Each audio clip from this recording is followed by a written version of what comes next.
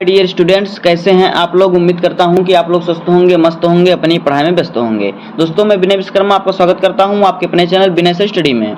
तो आज का वीडियो हमारा है क्लास 12 गृह विज्ञान 2026 का मॉडल पेपर। दोस्तों, आज की वीडियो में इस पेपर को सॉल्व करेंगे। तो उम्मीद करता हूँ कि आपको वीडियो पसंद आएगा। अगर आपको वीडियो पसंद आए तो वीडियो को लाइक कर दीजिए, चैनल पर सब्सक्राइब कर दीजिए, बेल आइकन को प्रेस कर दीजिए, क्योंकि बोर्ड एग्जाम के हर इंपॉर्टेंट टॉपिक का वीडियो आपको चैनल पर डेली मिलता रहेगा।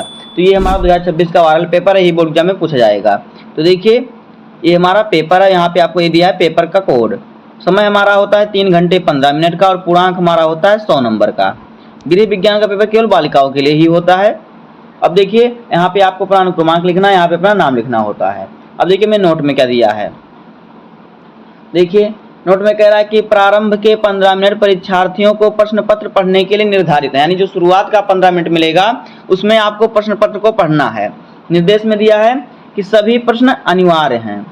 प्रश्न संख्या 1 से 4 तक बहुविकल्पीय प्रश्न हैं और प्रश्न संख्या 5 से 10 तक अति लघुत्तरीय प्रश्न हैं, जिनका प्रत्येक उत्तर 25 शब्दों में देना है।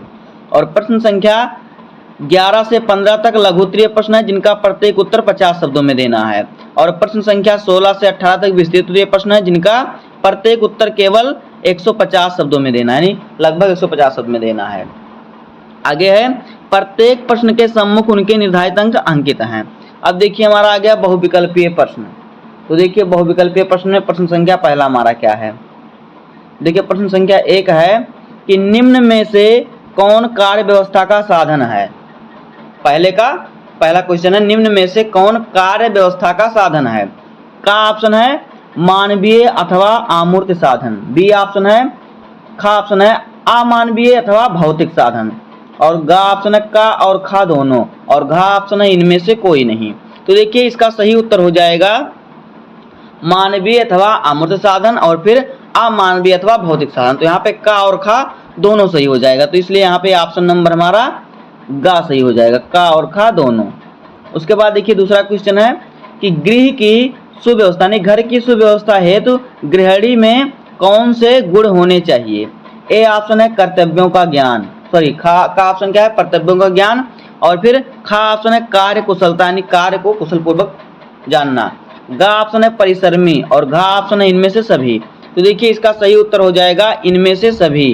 तो यहाँ पे ऑप्शन नंबर घा सही हो जाएगा, इनमें से सभी। अब आगे देखिए, पहले का तीसरा क्वेश्चन क्या है। कह रहा है कि किसी भी कार्य को करने के लिए व्यक्ति में कौन से विशिष्ट गुण होने चाहिए। का ऑप्शन है शिक्षा और खा ऑप्शन है परिश्रम।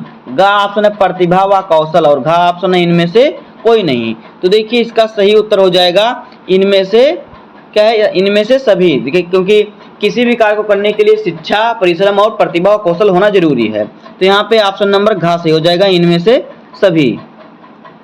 उसके बाद देखिए, अगला क्वेश्चन है कि रोगी व्यक्ति के लिए उसकी चिकित्सीय आवश्यकताओं की पूर्ति के लिए निर्धारित आहार को कहा जाता है।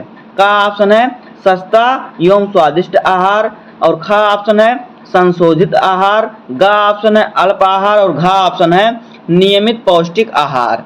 तो देखिए, इसका सही उत्तर हो जाएगा संशोधित आहार, यानी जिसको खाने से कोई दिक्कत ना हो रोगी को। तो यहाँ पे ऑप्शन नंबर हमारा खा सही हो जाएगा, संशोधित आहार।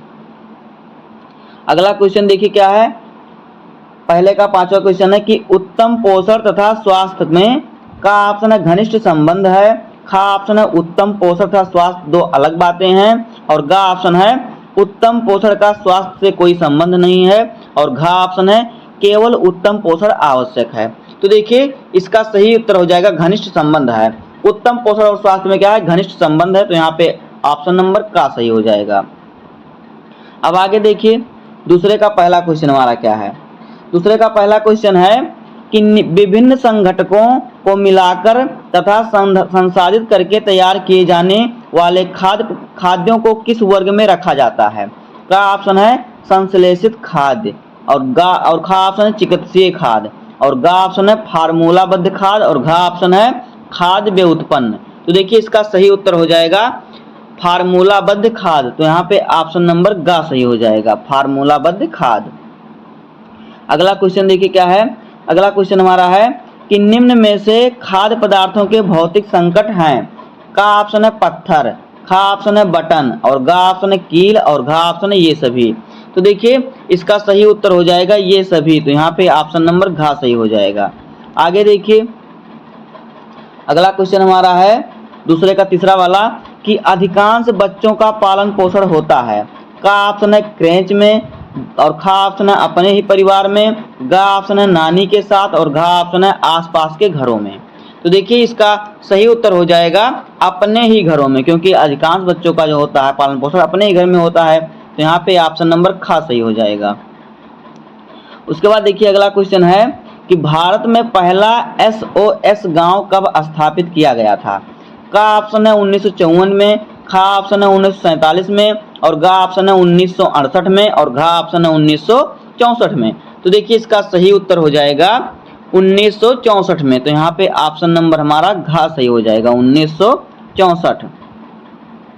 अब आगे देखिए दूसरे का पांचवा क्वेश्चन है कि भारत में योजना आयोग के अनुसार 2004 में कितने प्रतिशत जनसंख्या राष्ट्रीय गरीबी रेखा के नीचे जीवन यापन कर रही थी।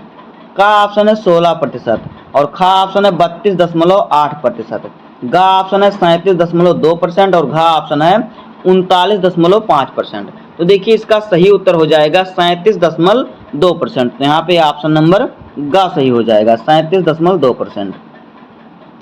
अब देखिए तीसरे का पहला क्वेश्चन है कि निम्न में से किसे पोशाक के केंद्र बिंदु से भार के एक समान वितरण करने के रूप में परिभाषित करते हैं। का ऑप्शन है आवर्तित को, खा ऑप्शन है सामंजस्यता को, और गा ऑप्शन है संतुलन को, घा ऑप्शन है इनमें से कोई नहीं। तो देखिए इसका सही उत्तर हो जाएगा संतुलन को। तो यहाँ पे ऑप्शन नंबर हमारा गा सही हो जाएगा संतुलन को। आगे देखिए दूसरा क्वेश्चन है, तीसरे का दूसरा क्वेश्चन है कि परिधान निर्माण की कला को क्या कहा जाता था। का ऑप्शन है कटुअर, खा ऑप्शन है उद्यमी, गा ऑप्शन है ट्रेडल, और घा ऑप्शन है इनमें से कोई नहीं। तो देखिए इसका सही उत्तर हो जाएगा कटुअर। तो यहाँ पे ऑप्शन नंबर हमारा का सही हो जाएगा कटुअर। आगे देखिए तीसरा क्वेश्चन है कि जल निष्कासक कितने प्रतिशत नमी को वस्त्रों से हटा देते हैं। का ऑप्शन है 60 से 70%, खा ऑप्शन है 20 से 30%, और गा ऑप्शन है 70 से 80%, और घा ऑप्शन है 30 से 40%। तो देखिए इसका सही उत्तर हो जाएगा 60 से 70%। तो यहाँ पे ऑप्शन नंबर हमारा का सही हो जाएगा 60 से 70%। उसके बाद देखिए अगला है कि अतिथि तथा मेजबान के मध्य के संबंध को कहा जाता है। का ऑप्शन है आतिथ्य, खा ऑप्शन है आगंतुक को भोजन देना, गा ऑप्शन है धन लेकर ठहराना, और घा ऑप्शन है एक प्रकार की बाध्यता। तो देखिए इसका सही उत्तर जो हो जाएगा आतिथ्य। तो यहाँ पे ऑप्शन नंबर का सही हो जाएगा आतिथ्य। अब आगे देखिए तीसरे का पांचवा क्वेश्चन है कि वर्दीधारी सभी सेवाओं को संगठित करने का कर्तव्य किसका होता है। का ऑप्शन है बेल कप्तान का, खा ऑप्शन है प्रमुख कार्यालय कोष अध्यक्ष का, और गा ऑप्शन है प्रतीक्षा कक्ष प्रबंधक का, और घा ऑप्शन है दरबान का। देखिए इसका सही उत्तर जो हो जाएगा बेल कप्तान का। तो यहाँ पे ऑप्शन नंबर का सही हो जाएगा बेल कप्तान का। अब देखिए चौथे का पहला क्वेश्चन है कि वस्तुओं को खरीदते समय उपभोक्ता उम्मीद करता है। का ऑप्शन है वस्तु की उचित कीमत की, खा ऑप्शन है वस्तु के प्रमाणिक यानी असली होने की, और गा ऑप्शन है वस्तु के सही ओजन और माप की, और घा ऑप्शन है इनमें से सभी। तो देखिए जब वस्तुओं को खरीदते समय जब उपभोक्ता क्या उससे उम्मीद करता है कि वस्तु क्या उचित कीमत की होनी चाहिए, असली होनी चाहिए, उसका सही वजन और माप होना चाहिए। तो यहाँ पे हो जाएगा ऑप्शन नंबर घा सही हो जाएगा इनमें से सभी यानी इन सभी को। आगे देखिए अब चौथे का दूसरा क्वेश्चन है कि बताइए निम्नलिखित वक्तव्य सत्य या असत्य है। तो देखिए वक्तव्य क्या है, सत्य है असत्य, देखते हैं। तो देखिए का ऑप्शन है कि ISI मार्क BIS द्वारा किया जाता है, खा है एग मार्क कृषि उत्पादों के लिए होता है, और गा है सुरक्षा का अधिकार उपभोक्ता का अधिकार नहीं है, और घा ऑप्शन है वायस एक उपभोक्ता संगठन का नाम है। तो देखिए इसका सही उत्तर हो जाएगा कि सत्य, क्या देखिए यहाँ पे सत्य, और खा देखिए यहाँ पे जो खा वाला है का है सत्य है, और खा वाला सत्य है, देखिए इसमें जो सत्य है का वाला सत्य है और खा वाला सत्य है, लेकिन गा वाला क्या है, असत्य है, और घा वाला भी सत्य है, यानी कि गा वाला गलत है, बाकी सब सही है। अब आगे देखिए, तीसरा है कि रेड रिबन एक्सप्रेस की यात्रा कहाँ से आरंभ हुई? का ऑप्शन है कन्याकुमारी से, खा ऑप्शन है चेन्नई से, गा ऑप्शन है चंडीगढ़ से, और घा ऑप्शन है मुंबई से। तो देखिए रेड रिबन एक्सप्रेस की जो यात्रा हुई थी, स्टार्ट हुई थी, वो कन्याकुमारी से आरंभ हुई थी, तो यहाँ पे ऑप्शन नंबर का सही हो जाएगा। उसके बाद देखिए चौथा क्वेश्चन है कि किसी संगठन में सभी आंतरिक और बाह्य संप्रेषण के प्रबंधन तथा संगठन की गतिविधियों को सम्मिलित रूप से कहा जाता है? का ऑप्शन है जनसंपर्क, खा ऑप्शन है महाप्रबंधन, और गा ऑप्शन है निगमित संप्रेषण, और घा ऑप्शन है अनावश्यक वार्तालाप। तो देखिए इसका सही उत्तर हो जाएगा निगमित संप्रेषण, तो यहाँ पे ऑप्शन नंबर गा सही हो जाएगा। अब देखिए आ गया चौथे का पांचवा क्वेश्चन, कह रहा है कि जनसंपर्क विभाग द्वारा विज्ञापन दिया जाता है। का ऑप्शन है बचत करने के लिए, खा ऑप्शन है विस्तृत जानकारी देने के लिए, और गा ऑप्शन है दिखावे के लिए, और घा ऑप्शन है औपचारिकतावश। तो देखिए इसका सही उत्तर जो हो जाएगा वो हो जाएगा विस्तृत जानकारी के लिए, विस्तृत जानकारी देने के लिए। तो यहाँ पे ऑप्शन नंबर हमारा खा सही हो जाएगा, विस्तृत जानकारी देने के लिए। अब देखिए हमारा आ गया अति लघुत्तरीय प्रश्न। तो अति लघुत्तरीय प्रश्न में प्रश्न संख्या 5वें का देखिए क्या है, देखिए कह रहा है कि हमारे देश में अतिपोषण की समस्या के प्रमुख कारण क्या हैं? जो हमारा देश है भारत में अतिपोषण की समस्या के प्रमुख कारण क्या हैं? तो देखिए भारत में अतिपोषण की समस्या, अतिपोषण का मतलब समझते हैं आप? अतिपोषण जो यहाँ पे दिया है, अतिपोषण का मतलब होता है कि मोटापा। क्या होता है? मोटापा। तो भारत में अतिपोषण की समस्या यानी मोटापा या अधिक वजन की समस्या जो है, समस्या के प्रमुख कारण हैं, देखिए क्या है, अस्वास्थ्यकर भोजन, यानी अस्वास्थ्य यानी जो भोजन स्वास्थ्य के लिए हानिकारक हो उस भोजन को करना, वो भोजन खाना, अस्वास्थ्यकर भोजन का अधिक सेवन, विशेष रूप से क्या है, विशेष रूप से प्रोसेस्ड फूड या गतिहीन जीवन शैली, यानी कि बहुत ही अगर आप बहुत लेजी रहते हैं, सुस्त रहते हैं, आप अपने जीवन में गतिशील नहीं हैं, कार्य कोई नहीं करते, सामाजिक आर्थिक और असमानता और पोषण संबंधी जानकारी की भी कमी होती है, जिससे ये समस्या होती है। वो लोग को खाने के बारे में जानकारी नहीं होती, जो पाए वही खा लेते हैं। अब देखिए खा वाला क्वेश्चन क्या है, खा वाला क्वेश्चन है कि खाद्य प्रौद्योगिकी पद को समझाइए। तो देखिए खाद्य प्रौद्योगिकी वह वैज्ञानिक और व्यवहारिक क्षेत्र है, जो खाद्य प्रौद्योगिकी है वह वैज्ञानिक और व्यवहारिक क्षेत्र है जो खाद्य पदार्थों के सुरक्षित उत्पादन यानी उसको बनाने, उत्पादन करने, संरक्षण और प्रसंस्करण, पैकिंग और वितरण से संबंधित है, ताकि वे पोषण से भरपूर, सुरक्षित और गुणवत्ता हों। ये होता है खाद्य प्रौद्योगिकी। तो देखिए यही क्वेश्चन हमें 2 बार दिया, तो यही उत्तर, इसका दोनों का ही उत्तर होगा। उसके बाद 6वें का खा वाला क्वेश्चन है कि अपमिश्रित या खाद्य अपमिश्रण से आप क्या समझती हैं? तो देखिए आपको क्या लिखना है, खाद्य अपमिश्रण, अपमिश्रण का मतलब मिलावट। तो खाद्य अपमिश्रण से तात्पर्य है आर्थिक लाभ के लिए, यानी कि जैसे कि मान लीजिए उदाहरण देकर बताता हूँ, मान लीजिए कि कोई दुकान वाला दाल लेके आया, छिलके वाला दाल लेके आया, कितने में दाल लेके आया, मान लीजिए कि 40 रुपये किलो, और फिर उसमें वो क्या करता है, थोड़ा उसमें दाल मिला देता है 20 रुपये किलो वाला, और फिर उसे बेचते हैं 40 रुपये किलो, तो इससे वो आर्थिक लाभ कमा रहा है। तो ये है कि खाद्य अपमिश्रण से तात्पर्य है आर्थिक लाभ के लिए। खाद्य पदार्थों में जानबूझकर सस्ते व घटिया व अपद्रव्य यानी जो खराब हो, सस्ते व घटिया पदार्थ को मिलाना या हटाना, मिलाना हटाना या प्रतिस्थापित करना, तो उसको मिलाना या फिर उन दोनों को एकत्र करना, जिससे उसकी गुणवत्ता कम हो जाती है और वह उपभोक्ताओं के लिए हानिकारक या असुरक्षित हो जाता है। ये होता है अपमिश्रण। अब देखिए 7वें का क्वेश्चन है कि शेष्य अवस्था का क्या अर्थ है? तो देखिए शेष्य अवस्था का अर्थ क्या होता है, यहाँ पे देखिए इसका उत्तर क्या होगा। शेष्य अवस्था वह प्रारंभिक अवस्था होती है जो जन्म से शुरू होकर लगभग पहले वर्ष व कुछ स्रोतों के अनुसार 2 या 3 वर्ष तक चलती है। शिष्यावस्था क्या होती है, वह प्रारंभिक होता है जो जन्म से लेकर शुरू होकर, यानी जन्म से लेकर जो 2 से 3 वर्ष के बच्चे को क्या कहते हैं, शिष्यावस्था कहते हैं। अब देखिए खा वाला क्वेश्चन है, कुछ युवा क्यों संवेदनशील होते हैं? तो देखिए इसका उत्तर क्या लिखना है आपको। कुछ युवा शारीरिक, भावनात्मक और सामाजिक परिवर्तनों से गुजर रहे होते हैं, जिससे वे नए अनुभवों के प्रति आकर्षित होते हैं और सामाजिक पुरस्कारों के प्रति अधिक संवेदनशील होते हैं। अब देखिए 8वां का क्वेश्चन है कि डिजाइन से आप क्या समझती हैं? तो देखिए इसका उत्तर क्या आपको लिखना है। डिजाइन का अर्थ है किसी समस्या के रचनात्मक और योजनाबद्ध समाधान के साथ साथ किसी वस्तु या सेवा को कार्यात्मक और सार्थक बनाने की प्रक्रिया।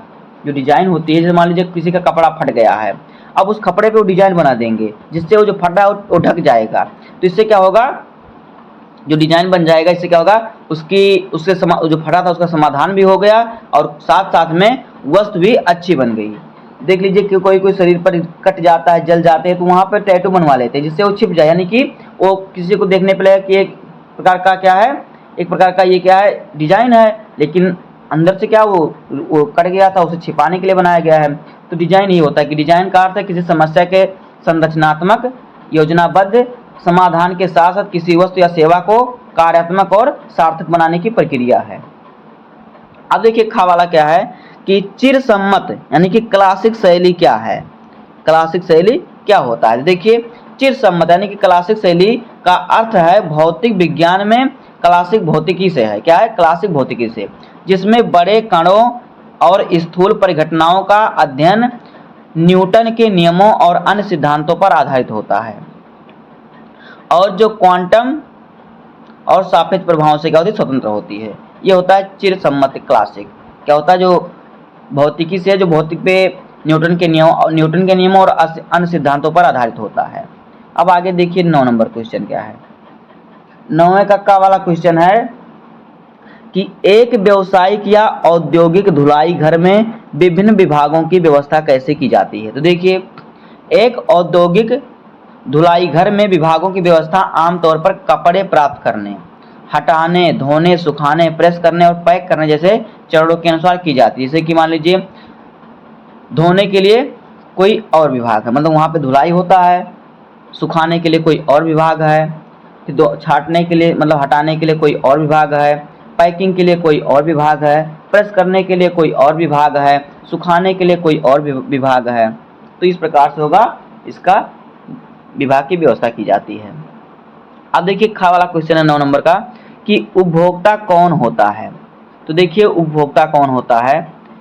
उपभोक्ता वह व्यक्ति होता है जो व्यक्तिगत संतुष्टि के लिए किसी वस्तु या सेवा को खरीदता है या उसका उपभोग करता है, ना कि व्यापार या व्यवसाय के लिए उद्देश्य से। देखिए उपभोक्ता क्या होता है, जैसे कि कोई सामान को जो कोई खरीदता है उसे उसका उपयोग करता है, उसे बेचता नहीं, तो उपभोक्ता होता है। जैसे कि बाजार से आप लोग सब्जी लेके आते हैं, उसे खाते हैं, तो आप लोग उपभोक्ता हो गए। अगर ला के आप वही बेचें, जैसे कि आप बाजार से लेके आए 10 रुपये किलो आलू, तो आप गांव बेचे 15 रुपये किलो आलू, तो आप क्या हो, व्यापारी हो गए, उपभोक्ता नहीं हो गए आप।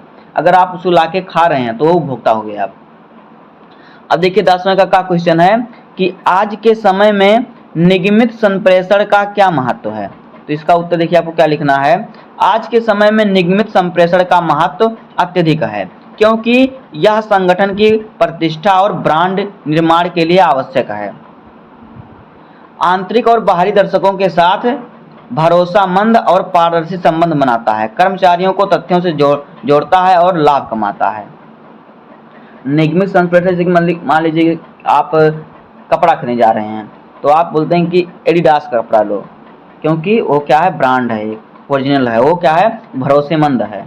तो यही होता है कि आज के समय में जो निगमित संप्रेषण का महत्व है अत्यधिक है, क्योंकि यह संगठन की प्रतिष्ठा और ब्रांड निर्माण के लिए आवश्यक है, क्योंकि इस पे भरोसामंद है और इससे क्या होता है, बाहरी और आंतरिक दर्शकों के साथ भी क्या है, ये इस पर भरोसा करते हैं, बाहरी लोग और घर के लोग और अंदर के लोग, आप भी इस पर भरोसा करते हैं और कर्मचारियों को जोड़कर लोग क्या करते हैं, इससे लाभ कमाते हैं।